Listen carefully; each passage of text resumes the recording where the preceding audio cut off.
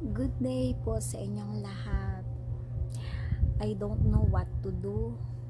First, hindi ko alam kung ano yung gagawin ko, paano gumawa nito ng YouTube channel, paano gumawa ng mag-edit kasi wala naman akong maayos na cellphone before. Nagtry ako ng maraming beses. Gusto kong maging katulad din ng iba na nakikita na ipapakita ang mga journey nila everyday. Gusto ko rin i-share yung journey ko everyday sa community.